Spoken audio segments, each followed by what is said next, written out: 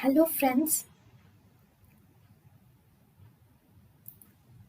Welcome to Creative Medicine.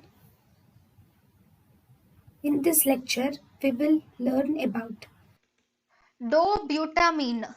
This dobutamine is a beta-1 agonist.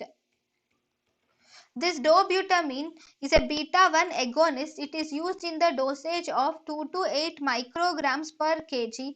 It is less arrhythmogenic than adrenaline. It is an ionotropic drug and it is used in dobutamine stress echocardiography.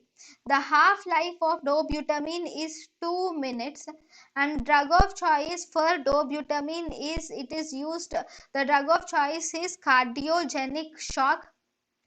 It can cause decompensated heart failure and it is also used in refractory congestive heart failure.